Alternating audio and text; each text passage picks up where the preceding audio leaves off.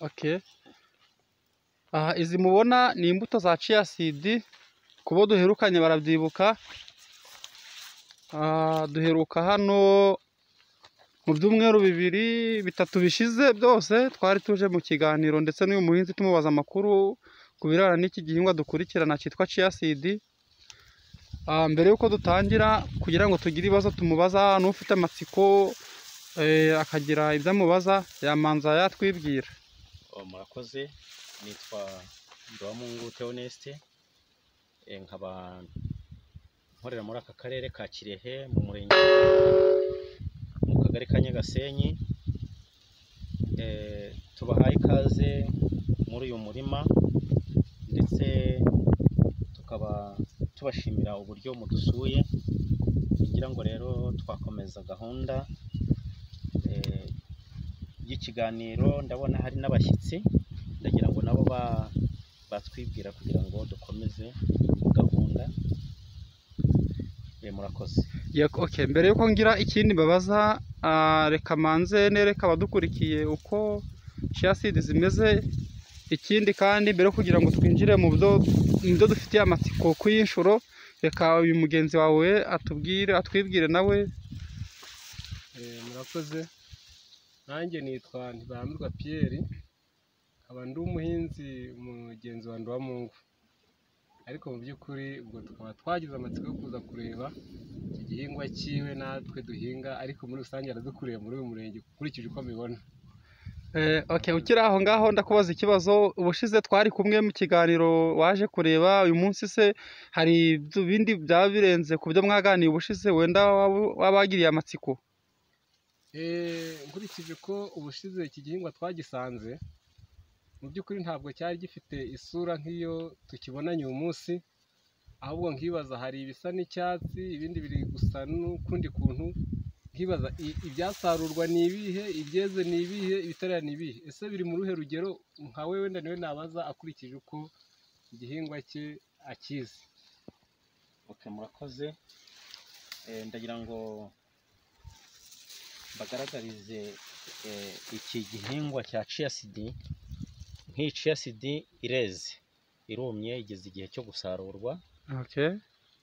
Ngira ngo iyi imaze amezi 3 n'iminsi 15.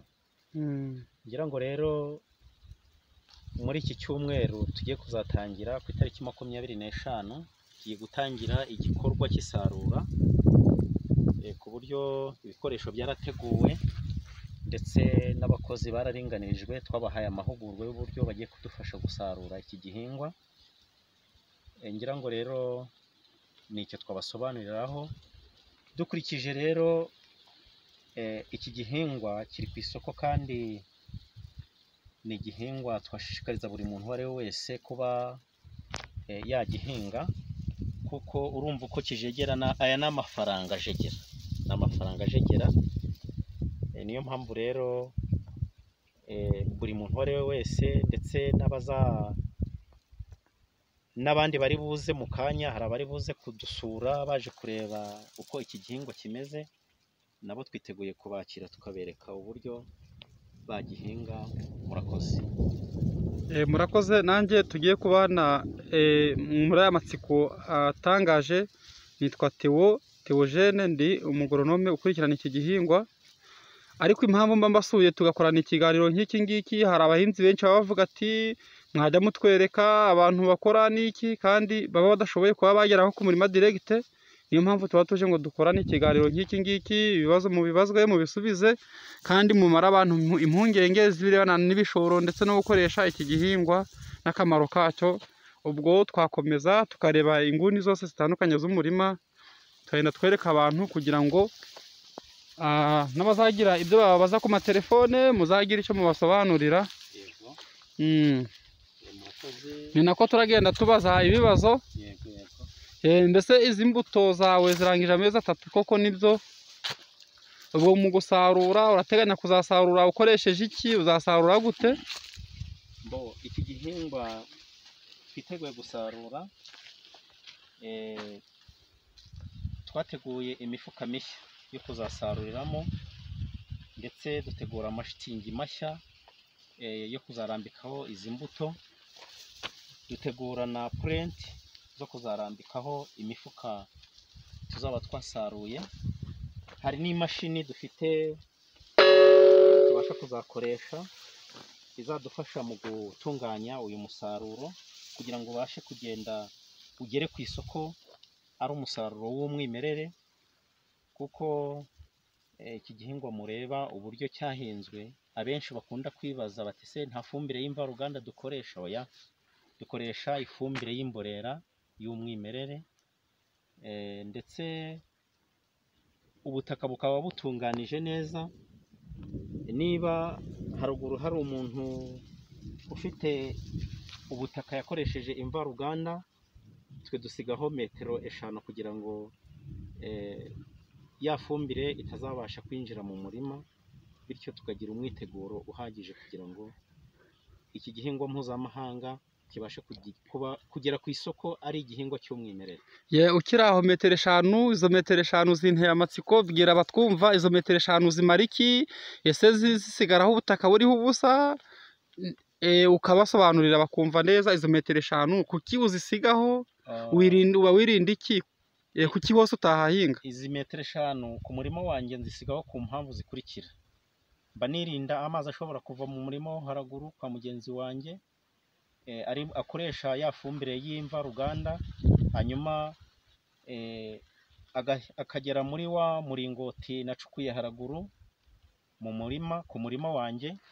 Noneho za metero 5 zo hepfo nkaziteraho ibigori murabibona haraguru. Muri make ibi bigori ni nk'uruzitiro washize hano kugira ngo nimba hirya bateye umuti nuhaguruka usigare muri ibi bigori. Yego nuguruka nirwo ruzitiro tubasha kuhashyira kugira ngo twirinde icyakwanduza izi mbuto. Rero nkigenda nagiye mbonamo inzira ndetse zifite isuku kandi zimeze neza. Izi nzira nazo wazibwira abantu ese zimaze iki, kuki wazishyizeho? Izi nzira impamvu tuzishyira mu murima ni ukugira ngo abadusura babashe kugira aho banyura, kandi umuntu tubashe kumenya neza no gusobanukirwa no gusobanurira abadusura uburyo bwiza bw'izi nzira, no kugira ngo babashe kuhanyura. Niyo mpamvu tuzishyiramo. Reka duhe mugenzi wacu umwanya mbere y'uko unsobanurira iby'isarura. Nawe nabonye avuga ko afite ikibazo ashaka kubaza, ariko nanjye ndibuze kugusobanuza mu bijyanye n'isarura. Mumbwiye ko mwashatse amashitingi, ibyuma byiza ndetse n'aho kuzashyira sitoke, ariko mugenzi wanjye ahangaha afite ikibazo ashaka kubaza cy'amatsiko kugira ngo ubuhinzi bwanyu bunabanejeje. Ndabona akanyamuneza ari kose, nawe akibaze. Murakoze. Ariko nanone amanze yibwira abantu kugira ngo nimba turi kuganira bamenye ko twaganiraga nande. Murakoze. Ndakeka ko nari nabivuze muri make. Amazina nitwa Ntibarambirwa Pierre, nkaba ntuye muri uyu murenge wa Gahara, akarere ni Kirehe. Mu by'ukuri ndi kugira ngo mbaze uyu mugabo Nduwamungu, iki gihingwa cye kiri ku butaka bungana na hegitari nkurikije ibipimo byafashwe. Nkaba mubaza ngira nti ese iki gihingwa cye akurikije yahateye imbuto ingana iki? Ese yiteguye gusarura umusaruro ungana iki? Yansubiza nkamubaza akandi nyuma. Muri make icyo ari kureba ati ubutaka bwawe ko bungana na hegitari, wahateye imbuto ingana ute? Uteganya umusaruro ungana ute? Ndeka nongereho n'ibintu bijyanye na kashi, amafaranga rwose witegura kuyakirigita mu buhe buryo? Murakoze cyane. Ikibazo cyiza abajije. Aha ubu butaka butegura, nahashyize fuso y'ifumbire, ndetse imbuto nabashije kuhatera ni ikiro nateye hano kuri hegitari. Mu by'ukuri rero nkaba nteganya kuba nasarura hagati ya toni n'igice. Nkaba niteguye kuba nahakura nka miliyoni 3,700,000. Ndizera neza yuko bikomeje kugenda neza, ikirere cy'imvura ntibashe kuturogoya, aha ndizera ko nzahakura umusaruro uhagije muri make. Amafaranga yo arahari. Ati rwose ndateganya kuhakura nka toni kuburyo nakora miliyoni 3. Mbese imbuto ujya kuyitera ahangaha wayikuye he, wayiguze gute? Yo utubwiye ko washizeho ifumbire ingana na fuso, ubwo ni imwe ya toni 10, ariko ndumva warashizeho n'agafumbire gake, ariko umurima wawe ndabona urifitemo n'indi fumbire.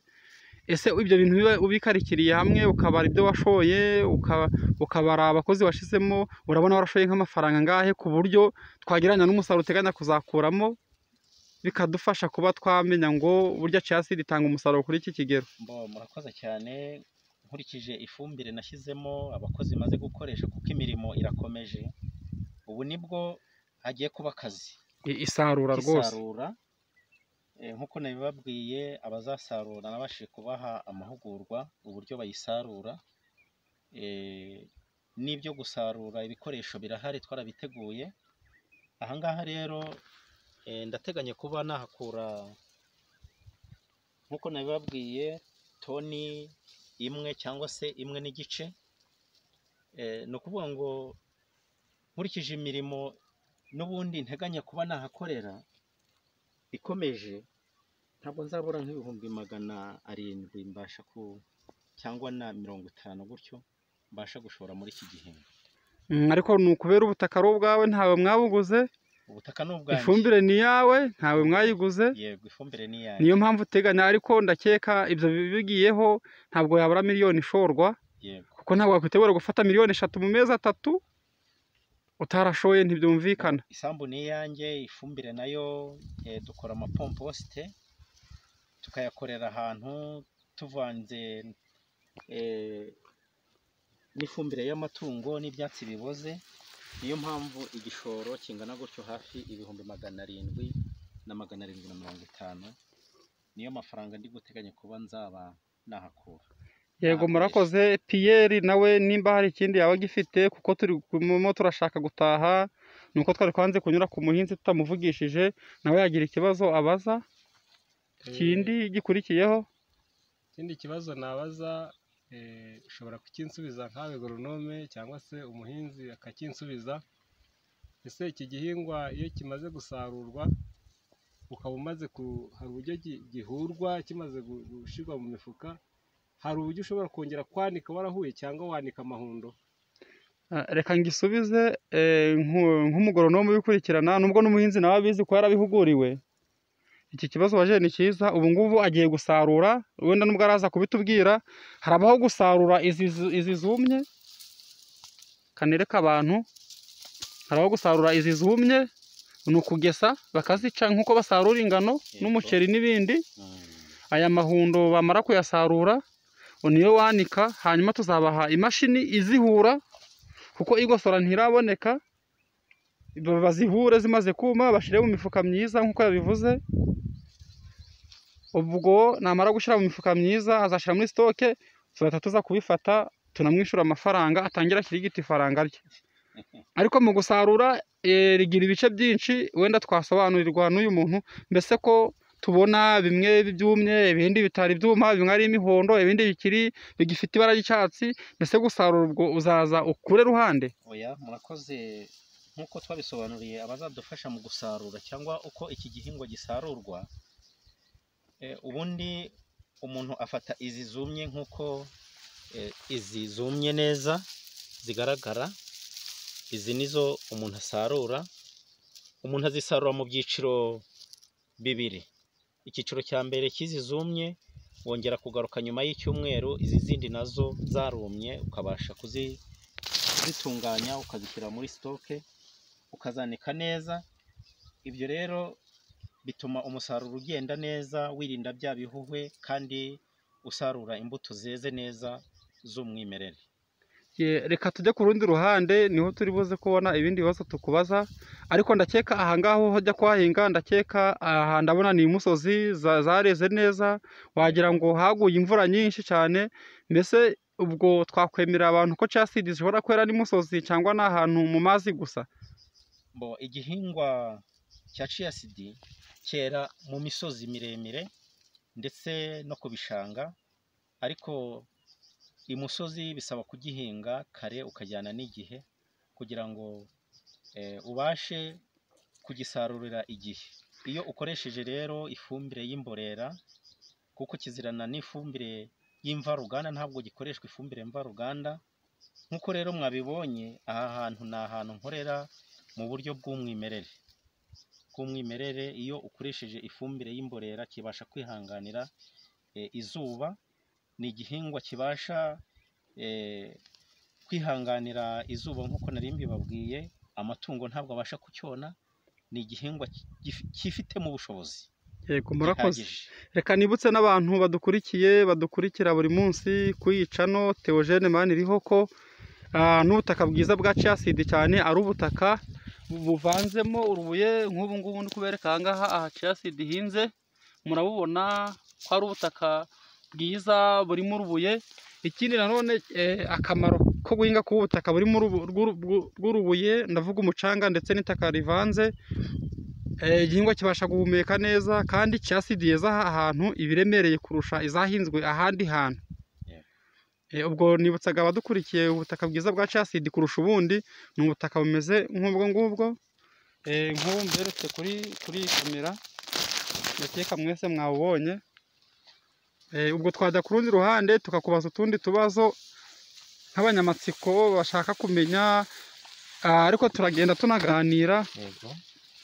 Ese guhinga aha ngaha ko mbona mwamugendera ku kihe gipimo mushyiramo imbuto, mbese ko tuba ari utuntu dutoya mudutera mute? Icyo kintu nacyo wakibwira abadukurikira kugira ngo bajye bamenya ngo Chiacid imeze gute. Murakoze. Igipimo dukoreraho hagati y'umwobo n'undi tuzitera ku murongo, twarangiza tugacukura ibyeso hagati y'icyobo n'ikindi dushyiramo. Ubwo ibyeso ni ukuvuga ngo ni ibyobo? Ni ibyobo, kuko mu gihugu bavuga indimi z'akazi uturere cyangwa se ibisoro. Yego, ibisoro, ibyobo, ibintu nk'ibyo ngibyo. Iyo rero ducukuye ibyeso ku murongo, hagati y'icyobo n'ikindi dushyiramo santimetero 40 na 50 bitewe n'uko ubutaka bungana. Ubwo ni ukuvuga ni 40 kuri 50 cyangwa 40 kuri 40 bitewe n'ubwiza bw'ubutaka. Hari naho nabonye bazihinga muri 35 nk'i Rwamagana na za Kayonza, ariko twe hano Kirehe niyo gahunda dufite, ni nako tubigenza. Iyi mbuto rero ntabwo ari ugupfa guhinga imbuto ibonetse yose, tuyihabwa na Agnes, niyo iduha imbuto y'umwimerere. Agnes and Kenos niyo iduha imbuto y'umwimerere, tukabasha kuyihinga kuko iyo itanze imbuto ibasha kumera yose nta gihuha kirimo, kandi akaba ari imbuto itoranijwe ibasha guhangana n'ihindagurika ry'ikirere ku mpamvu zikurikira. Iyo abantu bakoresheje ifumbire imbuto isanzwe, bituma igihe izuba rivuye ya mbuto itabasha kuba ifite umwimerere gukomera, zigera igihe rero zikuma izisanzwe. Ariko Agnes iyo itanze iyi mbuto ukayihinga ibasha kumera neza kandi ikera igatanga n'umusaruro mwiza cyane. Yego, murakoze. Ubwo muri kiriya cyumweru ni ugusarura? Iki cyumweru dufite gahunda yo gusarura, niyo gahunda ihari. Mu byumweru 2 tuzaba dusoje, dutangire saison B yo kugira ngo duhinge Chiacid n'ubundi. Kandi nk'uko mwabibonye kuri hegitari dufite gahunda yo kwagura ubuso nibura hegitari 3. Niyo gahunda niteguye kuba nahingaho ubutaka buteguye, ngira ngo murabugeraho. Hariya hepfo naho natangiye gutegura ubundi butaka kugira ngo mbashe kwagura. Yego. Murakoze. Ufite mikoro aha ho ndabona Chiacid zimeze neza kuri uyu musozi rwose, naho ndabona ariko kimwe na ruguru tuvuye ndabona naho bimeze neza cyane. Ndabona isarura ryaje rwose, ryaje. Iki ni cya gihe umuhinzi aba ari kuvuga ati ni njyewe narakoze nahinga rwose. Oya, ntabwo nshatse najya gufata kredi. ushaka wajya gufata akamiliyoni hariya bakaguha, ushaka ukiguriramo n'inka. Ubu ndakeka umwana ari kwiga atuje ati kubera minerivare yabonetse. Nta kibazo mfite rwose, abana bari ku ishuri bari kwiga, kandi witeguye no kubarihira amafaranga kuko dore yabonetse. witeguye kubarihira ku ishuri, nta kibazo mfite. Ariko urabona aha hantu dore zireze rwose, ntukuza ukazisarura. Yego, urabona gutya zeze neza rwose, zigombe zisarurwe kandi vuba. turashaka kuhasarura muri kiriya cyumweru.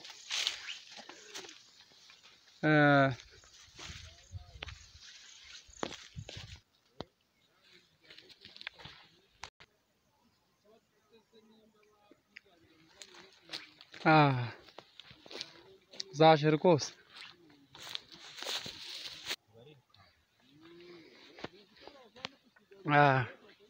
Bakunzi bacu rero turimo turasoza ikiganiro ndetse tunaratashe.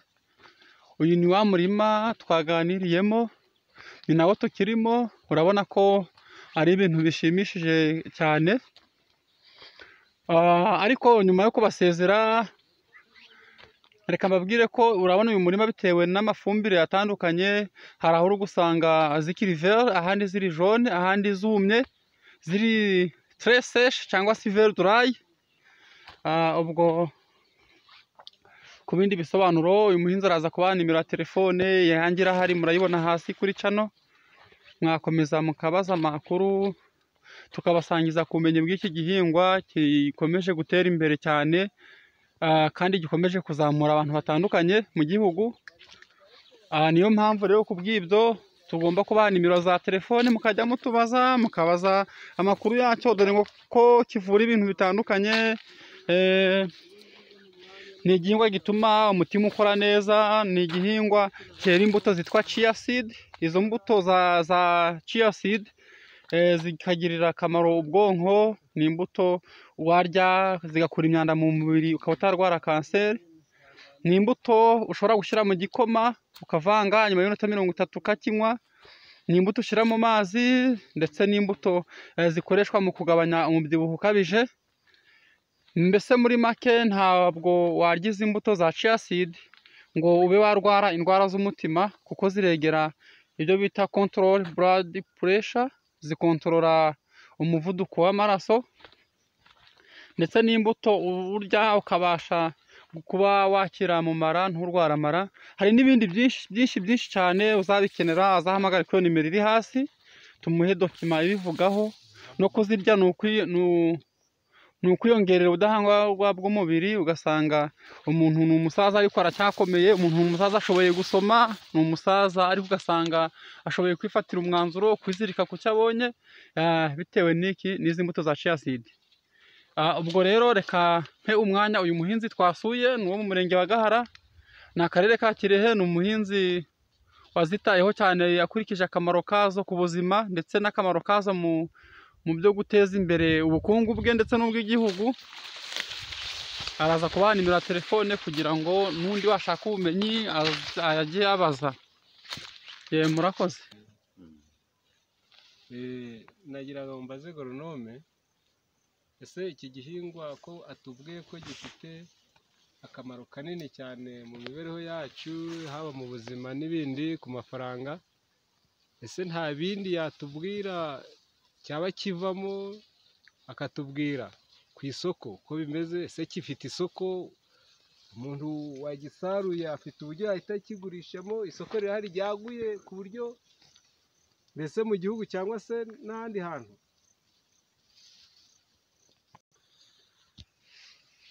Murakoze cyane ku bw'iki kiganiro cyiza mwemeye ko tugirana, ndetse n'ibibazo mwabajije byose ni byiza. Ariko kamanze nshimire Pierre ku kibazo abajije kijyanye n'isoko, ibindi bintu byava muri chia seed, akamaro kitumariye ndetse mu buryo bwimbitse. Reka mbabwire ko isoko mu Rwanda rya chia seed rifitwe na kompanyi yitwa Akines and Kernels Limited. Ihingisha igakurikirana chia seed mu buryo bw'umwimerere. Iyo wahinze chia seed nk'uyu muhinzi twasuye aha ngaha, uyu Nduwamungu Theoneste, ubwo yahinze chia seed yahinze afite amasezerano ya company Akines, imuha imbuto, imuha umugoronome aramukurikirana, iramufasha ndetse no ku isoko amahugurwa yo gusarura no guhinga no kugira ute. Ubwo ageze mu gihe cy'isarura agiye gusarura, kampani izaza ibifate ihita imwishyura kashi kuri sheke cyangwa kuri konte ye. Ubwo muri make uhinga iki gihingwa isoko rihari, kuko Akines and Kenos niyo ijyana chia seed hanze mu Burayi ndetse n'ahandi, nkuko ari itanga n'imbuto. Ku cy'amasoko namara abantu impungenge, ntabwo uhinga chia seed iyo uyihinze isoko riba rihari, kuko uhinga ufite amasezerano asinyweho n'impande zombi, ndetse na noteri akanotifiya kugira ngo amasezerano atazaza kugira uyangiriza. Ku birebana n'ibyo nari nababwiye, iyi chia seed mubona aha ngaha njye nyihagazemo, iyi ni amafaranga ni kashi, kubera ko chia seed ikiro cy'ibigori cyara kiri ku ijana inaha ngaha, ariko cya chia seed kiba kigura 3,000. Ni ukuvuga ko ikiro kimwe cya chia seed haba harimo ibiro 30 by'ibigori igihe ikiro kiri 100, hakaba harimo ibiro 15 by'ibigori igihe ikiro kiri kuri 200. Ubwo iyo urebye neza usanga harimo ibiro 5 by'ubugari igihe ubugari buri kugura 500 nako 600. Ubwo urumva ko chia seed ari igihingwa rwose gitanga amafaranga. Iyo ikiro cy'umuceri kiri ku 1000, chia seed ikiro kimwe kiba kiguze ibiro 3 by'umuceri. Urumva gufata umwanzuro ugahinga hegitari ya chia seed ugasaruraho hagati y'ibiro 800 n'igihumbi.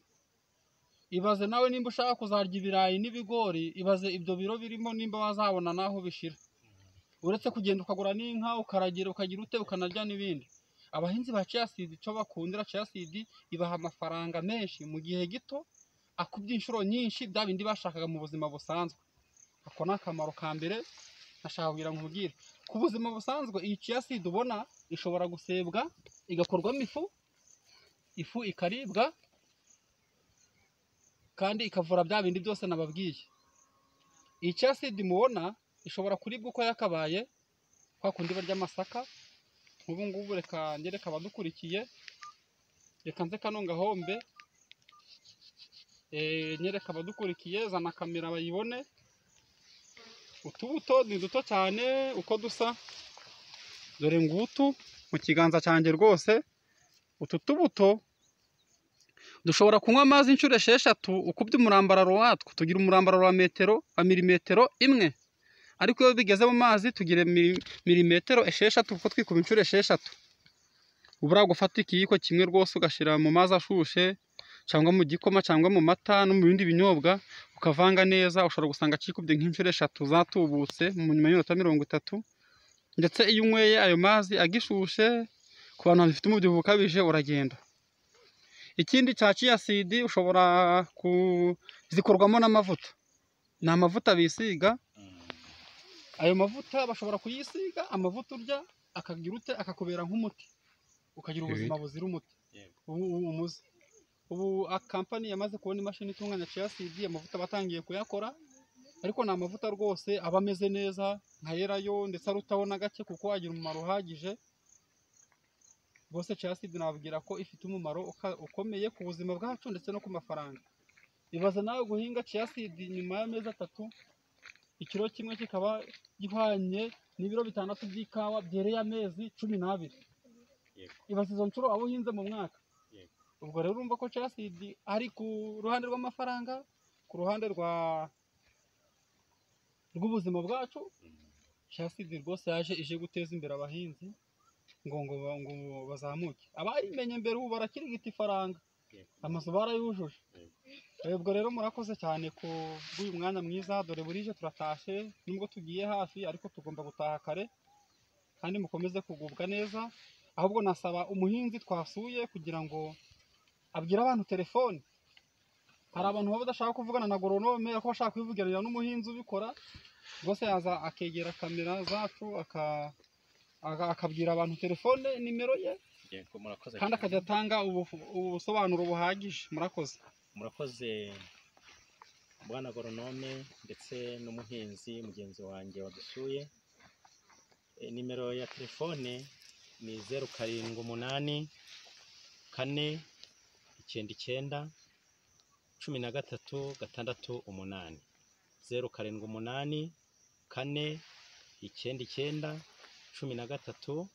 13 68. Turabashimiye mwese, Imana ibahe umugisha. murakoze cyane.